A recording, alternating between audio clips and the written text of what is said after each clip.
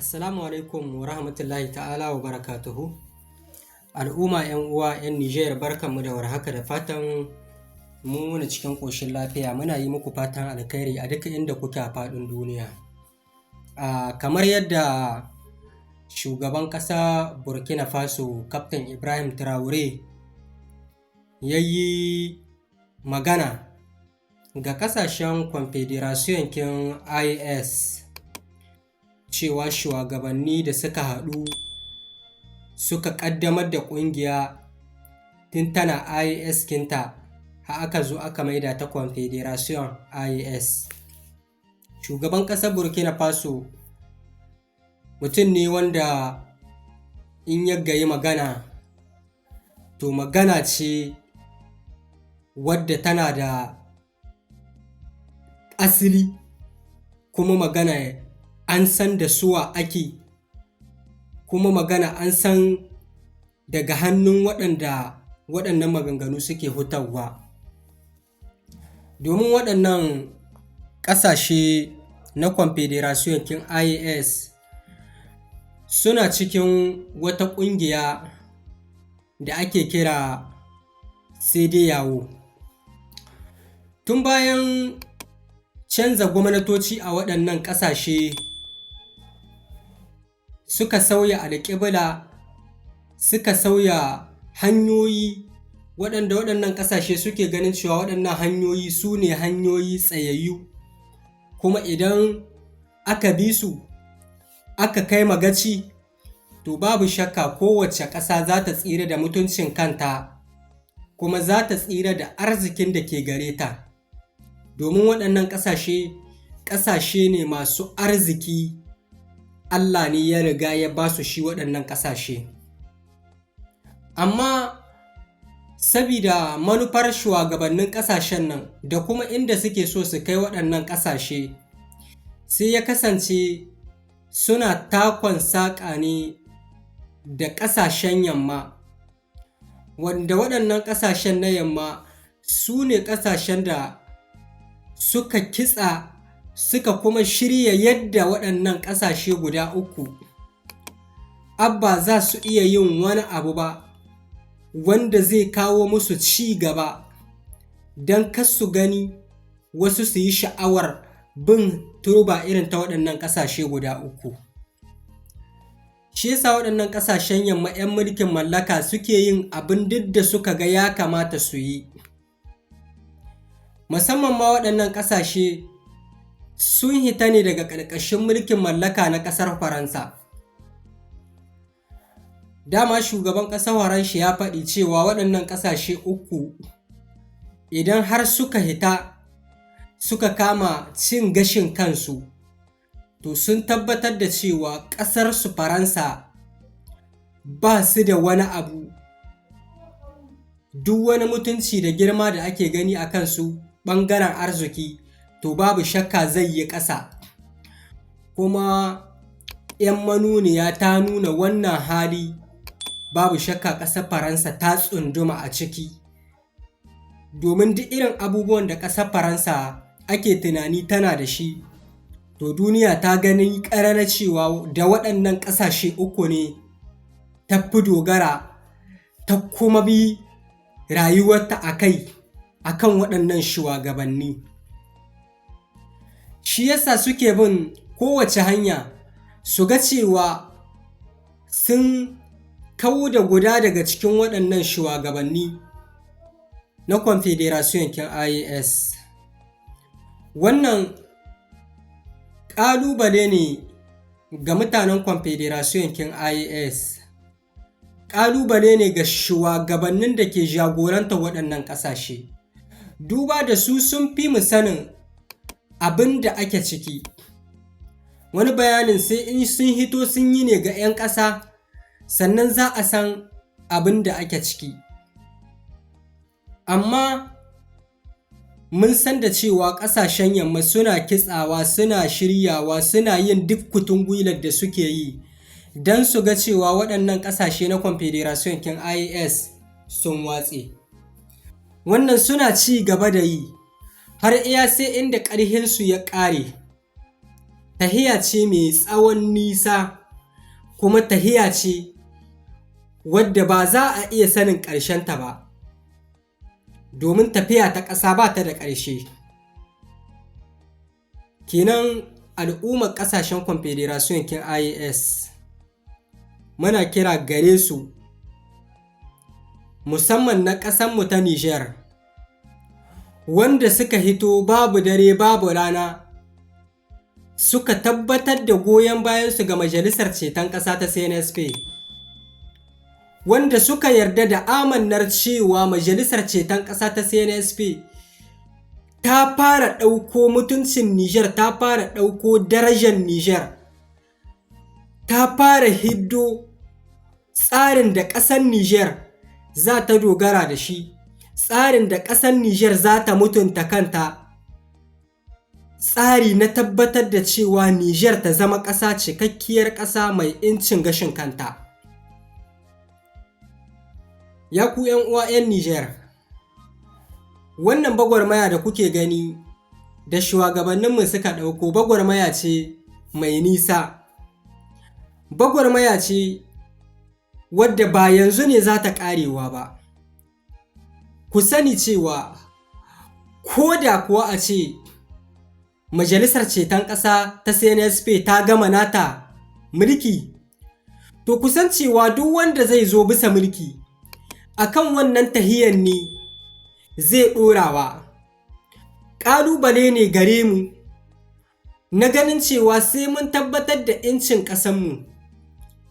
Yadda muka juri wahala, muka juri tsanani, muka juri cuta da cutarwa da aka dinga yi wa ƙasashenmu a lokacin da aka fara neman wannan 'yanci, to haka ya kamata mu ƙara dagewa a kan wannan manufar, domin shi ne abin da zai tabbatar da cewa ƙasashenmu za mu kai ga gaci kuma za mu cimma abin da muke so mu cimma.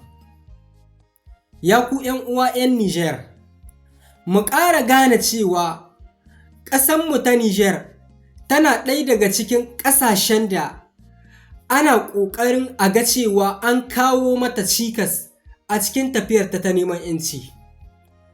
Ba don komi ba, saboda ƙasanmu ta Nijar mun san cewa Allah ya ba mu arzikin da a cikin ƙasashe guda 10 wani abu, Nijar ƙasanmu tana daga ciki, tana cikin leturwa frame a kan wannan arzikin, kuma ba komi ba ne shi ne uranium.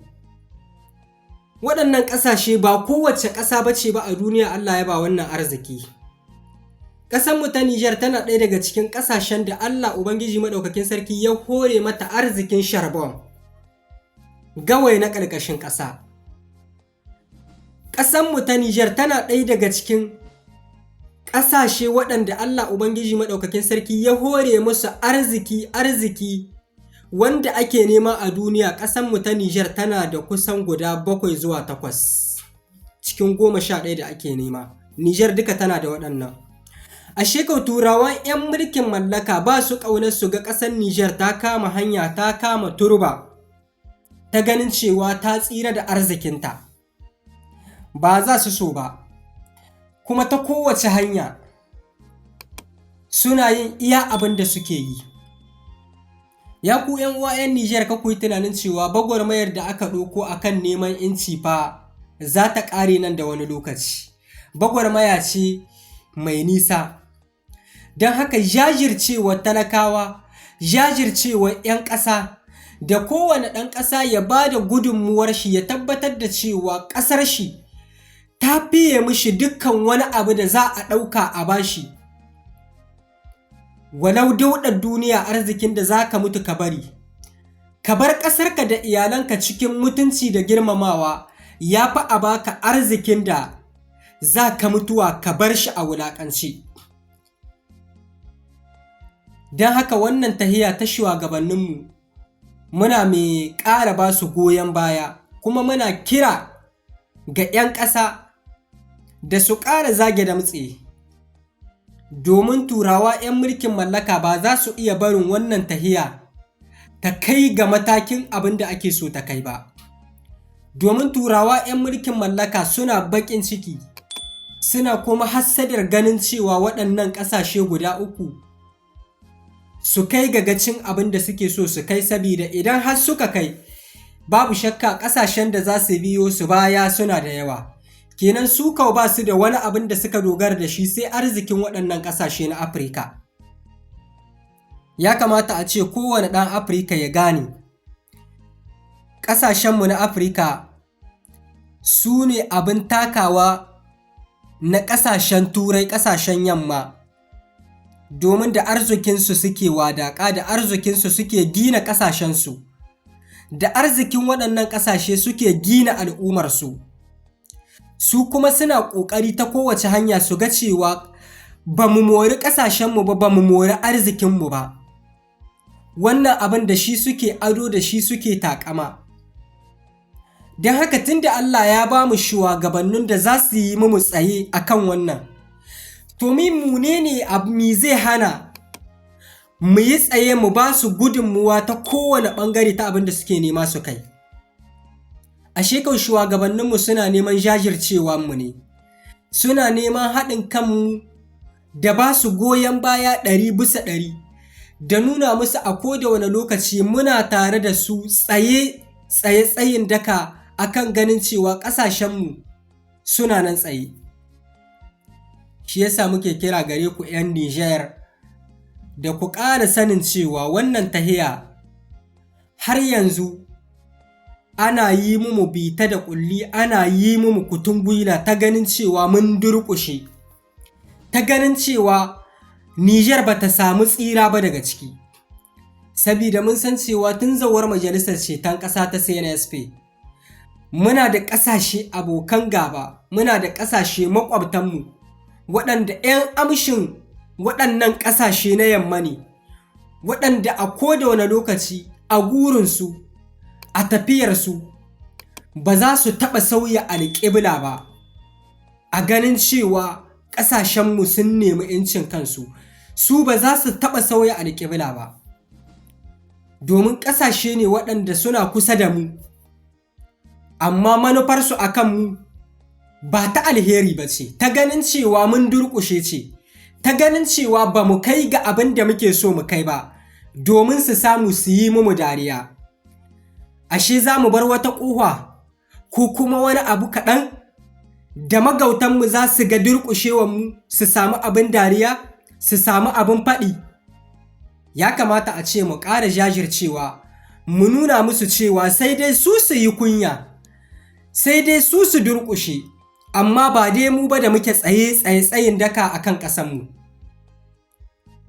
Shi yasa shugabanninmu a koda wani lokaci suke yin abubuwan da suke kira ga talakawa, suke yin abubuwan da talakawa su yi ƙoƙari su dogara da kawunansu, domin shi ne abu mafi inganci. Kar mu dogara da cewa sai wasu sun zo sun yi mu daga waje, mu dogara da cewa ƙasashenmu nan za mu yi komi ba tare da ƙasashen yamma ba, kamar yadda Confederation yankin IAS ta ɗora bisa hanya. Za mu yi komi, za mu yi nasara, za mu cimma duk abin da muke so, ba kuma tare da sa hannu ko gudunmuwa na ƙasashen yamma ba, ko wani katsalandan da suke yi akan ganin cewa duk wani abu da za a yi za su dinga tsoma bakinsu. A yanzu sun ga cewa wannan tsoma baki ba su yin shi, kuma ƙasashenmu suna tahiya lami lahiya. Sun riga sun shirya a ta kowace hanya, suna ganin cewa sai sun kawar da wannan hanya da muke nema ta neman incinmu. Mu ma don haka a ta kowace hanya wadda muka ga cewa ba za mu iya barinta ba domin a samu ƙofar cutar da ƙasashenmu zuwa shugabanninmu, don haka mu ma za mu dinga yin magana a kai. Mu kira ga talakawa da su gane halin da ƙasashenmu suke ciki, ba hali ba ne ba wanda za mu zura ido mu ce aiki ya ƙare. Aikin yanzu ne aka fara. Allah ya ɗaukaka Confederation.